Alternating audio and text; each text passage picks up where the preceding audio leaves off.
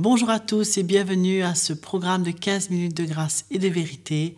Sans plus tarder, nous allons louer le Seigneur, être à ses pieds avant de pouvoir entendre la parole de Dieu.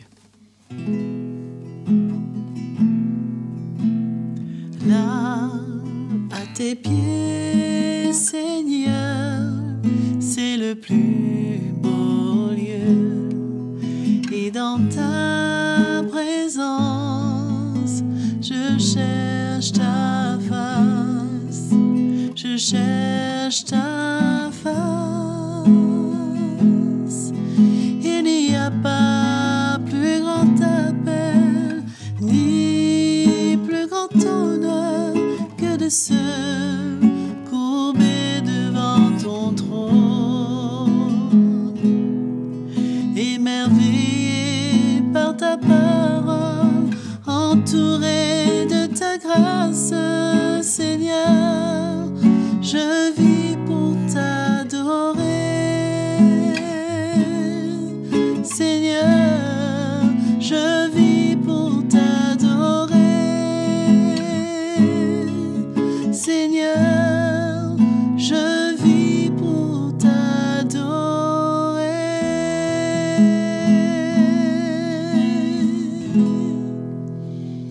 Amen. Nous allons maintenant entendre la parole de Dieu. Bienvenue dans ce nouvel épisode de 15 minutes de grâce et de vérité. Je suis très content de pouvoir être avec vous. Merci Joël pour ta participation avec nous.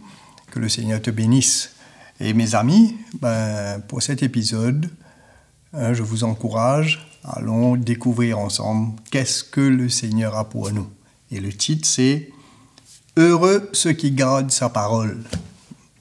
C'est très important pour nous de savoir que la parole de Dieu, telle qu'elle est enseignée, telle qu'elle nous est enseignée, telle que nous la recevons, surtout quand nous savons de qui et comment l'évangile apostolique, le message apostolique plutôt, doit pouvoir toucher nos cœurs dans ces derniers temps. Pourquoi je parle de cette manière? C'est très simple, parce qu'il y a toutes sortes de paroles. Et souvent, nous pouvons recevoir toutes sortes de paroles, bonnes paroles. Mais on peut se tromper aussi. On peut être emporté par, comme la parole de Dieu même nous dit, tout vent de doctrine. Mais la saine doctrine, la doctrine apostolique, pour ces derniers temps, c'est ce qui va nous permettre de pouvoir tenir ferme. Donc, allons voir ce qui s'est passé même au temps de notre Seigneur Jésus. Et nous allons découvrir ensemble. Luc, chapitre 11, au verset 27.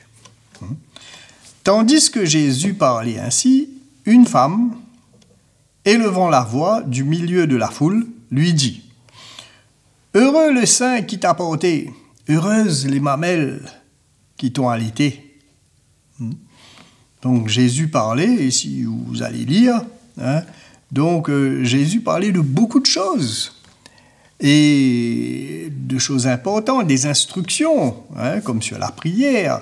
Il y a même eu la guérison d'un démoniaque. Il a même parlé concernant le blasphème contre le Saint-Esprit, etc., juste avant. Et là, pendant qu'il parlait ainsi, une femme élevant la voix du milieu de la foule dit ces choses. « Heureux le sein qui t'a porté, heureuses les mamelles qui t'ont allaité. » Je crois que cette femme, pendant qu'elle écoutait Jésus, pour elle, ce que Jésus disait, c'était merveilleux. C'est un homme, un orateur, qui parle des choses extraordinaires. Elle était captivée, mais elle était sur une autre longueur d'onde. Et pour elle, au lieu de recevoir cette parole comme venant de Dieu, la parole de Dieu lui-même, elle voyait dans le naturel, et pour elle, c'est extraordinaire, comment la mère qui a porté cet homme étant bébé, enfant, qu'elle soit bénie. Au fait, tes parents doivent être fiers de toi. Voilà. Tu fais la fierté de tes parents. Voyez? Mais elle rate complètement le but. Elle passe à côté complètement. Et Jésus va la répondre et va lui dire, au verset 28, « Et il répondit, « Heureux plutôt, ceux qui écoutent la parole de Dieu et qui la gardent. » Voilà. Souvent, nous avons tendance, avec notre manière de voir humaine, à voir les choses telles que notre nature humaine nous montre. Mais Jésus vient mettre l'emphase là où ça doit être. Voilà pourquoi je veux vous encourager à vraiment aller selon la parole du Seigneur, à ne pas regarder à l'homme, à ne pas regarder qui vous parle, mais que celui qui vous parle et qui vous parle de la part de Dieu, surtout recevez cette parole du Seigneur, qui peut vous donner la vie et la vie en abondance. Pourquoi ? Regardez ce que Jésus nous dit lui-même dans Luc au chapitre 6. Luc chapitre 6, verset 47. Bon, premièrement au verset 46, allons dire, « Pourquoi m'appelez-vous Seigneur, Seigneur, et ne faites-vous pas ce que je dis ?» Alors, ce n'est pas simplement de dire Seigneur, ce n'est pas simplement de dire « Oui, j'aime Jésus », c'est pas simplement de dire « Oui, je viens à l'église », mais il y a plus que ça. Si vous dites « Seigneur », vous m'appelez Seigneur, vous vous réclamez de moi, vous vous réclamez d'être mes disciples, que vous me suivez. Mais faites ce que je dis. Suivez-moi selon mes paroles. Et verset 47, voilà, nous lisons ensemble. « Je vous montrerai à qui est semblable tout homme qui vient à moi, entend mes paroles et les met en pratique. » Voyez, non seulement on entend, comme cette femme, elle a entendu elle aussi, mais elle a vu autre chose. Pour elle, merveilleux, ta maman doit être fière de toi. Tes parents, quelle grâce pour tes parents. Mais c'est pas ça que Jésus voulait. C'est pas ça le but. J'espère que le Saint-Esprit vous montre ce que j'essaie de vous transmettre.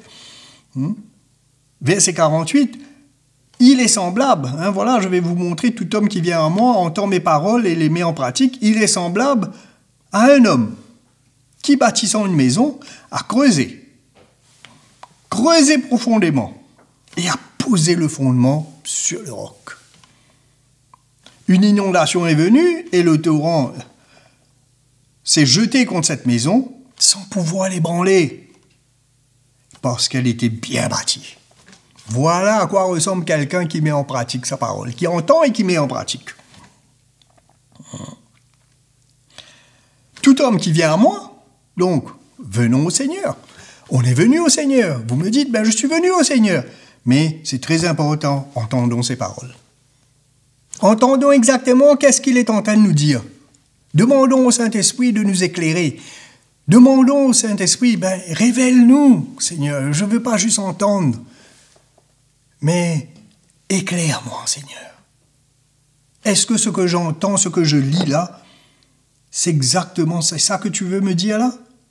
Montre-moi, Seigneur, et aide-moi à mettre en pratique. Et mettons en pratique. Obéissons. Et voilà le résultat.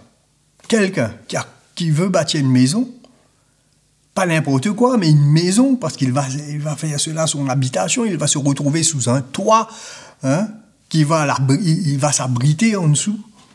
Mais il a creusé profondément et a posé le fondement. Et quand les éléments se sont déchaînés, quand les épreuves de la vie sont venues, parce que les inondations, les torrents, les cyclones de la vie, les intempéries dont nous faisons face chaque jour, tout cela vient et se jette contre quoi? Ce que nous bâtissons, notre vie. Si notre vie est bâtie sur ce roc, si notre vie est bâtie sur ce que Jésus nous dit, sur ce que nous recevons de lui, parce que c'est aussi notre nourriture, nous nous nourrissons de lui, maintenant que nous avons été sauvés, lavés, mis à part, maintenant que notre esprit est en communion avec lui, maintenant que nous disons, nous vivons par Christ, Christ grandit. L'œuvre de Christ grandit en nous. Notre homme intérieur se fortifie de jour en jour. Cet homme spirituel qui était mort et qui maintenant vit, devient de plus en plus fort. Nous comprenons les choses de l'Esprit de Dieu. Nous comprenons qu'est-ce que Dieu veut nous dire. Et nous voulons comprendre et nous voulons nous soumettre à ça, à lui. Voilà ce qui se passe. Une inondation est venue et le torrent s'est jeté contre cette maison sans pouvoir l'ébranler parce qu'elle était bien bâtie. Mais celui qui entend et ne met pas en pratique est semblable à un homme qui a bâti une maison sur la terre, sans fondement, n'a même pas creusé. Le torrent revient. Le torrent s'est jeté contre elle. Aussitôt, elle est tombée. Et la ruine de cette maison a été grande. Regardons ce que Jacques nous dit. Jacques, c'est très simple, dans son épître. Jacques chapitre 1er, au verset 22, il nous dit carrément, sans passer par 4-5 chemins, mettez en pratique la parole et ne vous bornez pas à l'écouter en vous trompant vous-même par de faux raisonnements. Mes amis, ce n'est pas les raisonnements que nous avons besoin. Nos raisonnements sont souvent le résultat de notre état de cœur.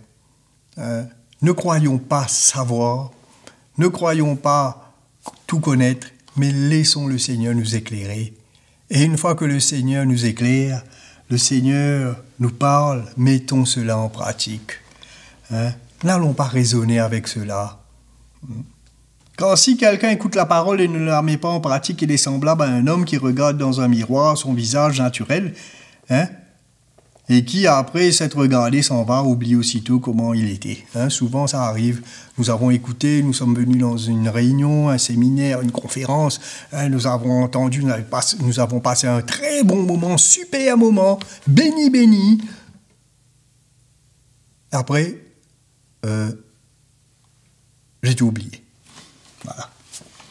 Mais celui qui aura plongé ses regards dans la loi parfaite, la loi de la liberté, et qui aura persévéré, n'étant pas un auditeur oublieux, mais se mettant à l'œuvre, par la parole, il se met à l'œuvre, celui-là sera heureux dans son activité. Donc, heureux ceux qui gardent sa parole. Heureux, comme Jésus a dit, plutôt ceux qui entendent et qui reçoivent sa parole et qui la mettent en pratique. Et comme nous venons d'entendre, en lisant, celui-là sera heureux dans son activité. Dieu veut que nous soyons heureux, mais marchons selon sa parole. Mais ne laissons pas nos raisonnements venir nous dévier et faire en sorte que nous n'obéissons pas à sa parole. Ses paroles sont esprit et vie et conduisent à la vie et la vie éternelle. Donc, que Dieu vous bénisse. Mettons en pratique sa parole, nous serons heureux. Je vous aime, à très bientôt. Voilà, nous arrivons à la fin de notre émission 15 minutes de grâce et de vérité. Nous avons pu vraiment entendre l'Évangile. Je vous invite à vous abonner à notre chaîne YouTube CTMI et à activer la petite clochette pour recevoir toutes les notifications. Et si vous avez des questions, des témoignages à nous faire parvenir, envoyez-les sur l'adresse qui est affichée à l'écran. À très bientôt.